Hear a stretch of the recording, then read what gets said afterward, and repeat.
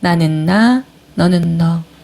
나는 너의 기대를 채워주려고 세상에 태어난 게 아니야.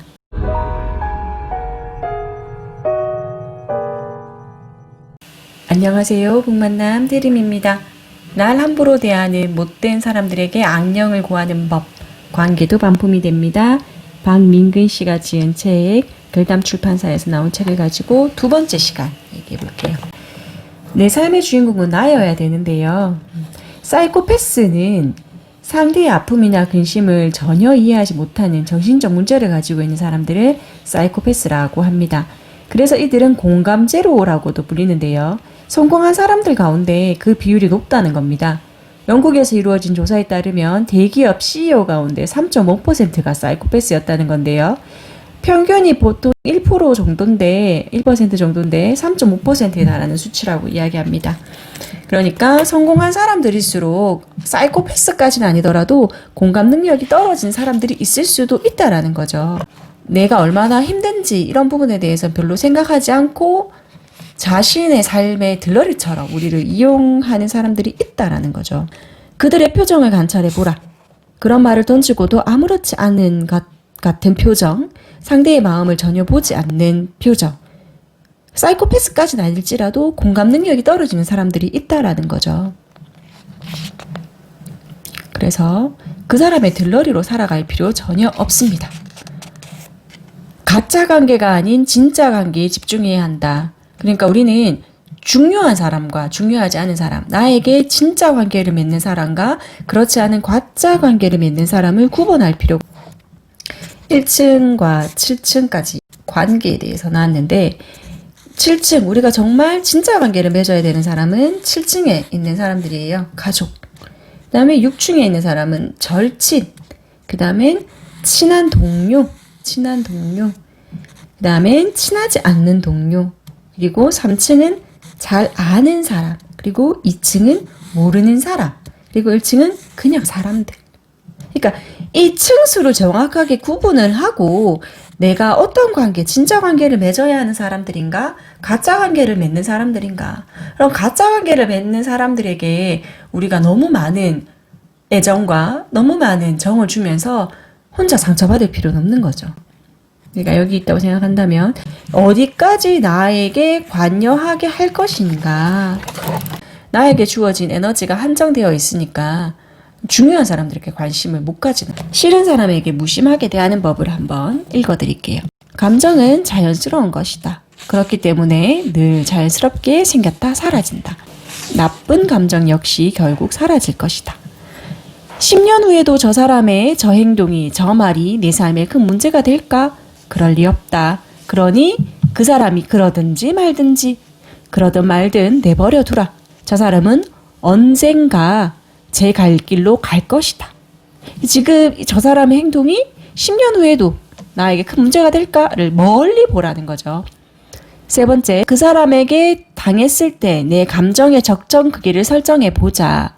가령 미움은 10점 만점에 5점, 분노는 6점, 혐오는 8점으로 감정을 정하고요.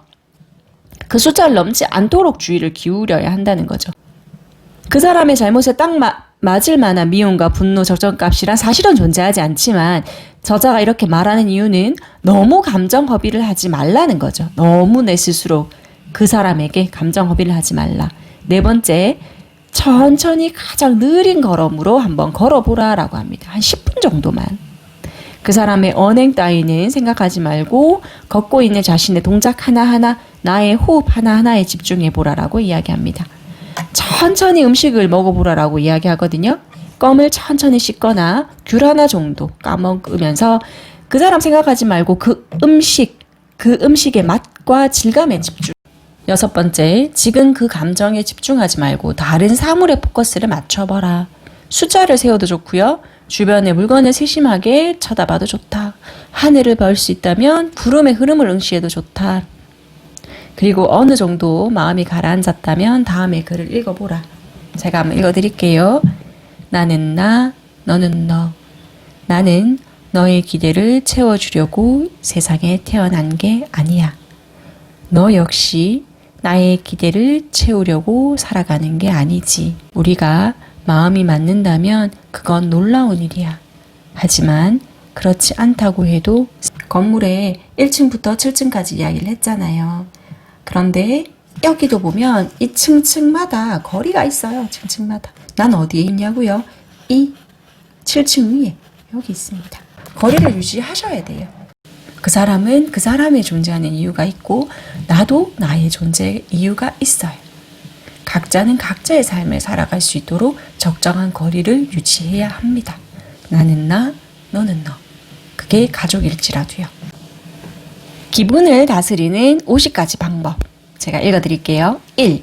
편한 친구를 만나 툭 터놓고 수다를 떤다. 2. 거울 속에 나와 진지하게 대화를 나눈다. 3. 평소 다니는 길이 아닌 길로 여유롭게 걸어가 본다. 4. 마음에 드는 시를 몇 편 외운다. 5. 꿈을 100가지 적어본다. 6. 하루 3번 거울 속에 나에게 미소 짓는다. 7. 하루 1번 이상 다른 사람의 좋은 점을 찾아내 칭찬한다. 8. 나를 위해 꽃을 산다. 9. 날씨가 좋은 날에 석양을 보러 산책을 나간다. 10. 하루에 3번 사진을 찍고 사진을 찍을 때는 환하게 웃는다. 11. 아침에 일어나 오늘 하고 싶은 일을 하나 적고 실천한다. 12. 몰입할 수 있는 새로운 취미를 만든다. 음악을 크게 틀어놓고 내 마음대로 춤을 춘다. 망설이는 일리스트를 작성하고 쉬운 일부터 한 가지 먼저 해결한다. 일하는 중간중간 크게 웃으려고 노력한다. 매 순간 생애에 단 한 번뿐인 귀한 시간임을 잊지 않는다. 지금 하고 있는 일을 사랑하려고 노력한다. 먼저 큰 소리로 상대에게 인사한다. 친한 이들 가운데 유머러스한 사람과 좀 더 자주 오랜 이야기를 나눈다. 잘해야 한다는 강박감념을 버리기 위해 노력한다. 인생은 불완전하고 불안정한 것임을 인정한다. 남에게 뭔가 해주고서 바라는 마음을 버린다. 감사한 일을 하루에 한 가지씩 적는다. 멋진 여행을 구체적으로 계획한다. 시간이 날 때마다 즐거운 상상을 한다. 목청껏 노래를 불러본다. 감사한 일이 생기면 지체하지 않고 표현한다. 하루에 한 번이라도 나에게 사랑한다는 말을 한다. 소중한 사람들에게 진심 어린 편지를 쓴다. 마주치는 아주 작은 것들에 감사한 마음을 갖는다. 요리를 해서 먹는다. 누군가를 초대하면 더 좋다. 다시 일기를 쓴다. 한 번도 해보지 않은 일에 도전한다. 스트레스를 무조건 피하지 말고 있는 그대로 받아들인다. 할 일이 있으면 미루지 말고 지금 당장 시작한다.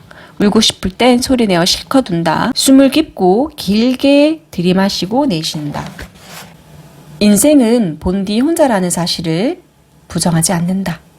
내 모습을 그대로 인정하고 사랑한다. 그들이 나와 다를 수 있다는 사실을 인정한다. 매일 저녁 20분쯤 하루를 돌이켜보는 명상의 시간을 갖는다. 마음을 편안하게 해주는 음악을 고르고 하루 중 그 음악을 듣는 시간을 마련한다. 싫은 것은 당당하게 NO라고 말한다. 모든 일은 지나치고 심각하게 받아들이지 않는다. 천천히 여유를 부리며 걸어본다. 좋아하는 사람에게 나를 잡아 마음껏 베푼다. 비교하는 마음을 버린다. 인생에서 정말 중요한 것은 무엇인지 생각해본다. 사랑하는 사람의 눈을 바라보며 사랑. 혼자 잘해주고 혼자 상처받지 마라. 제가 잘하는 겁니다.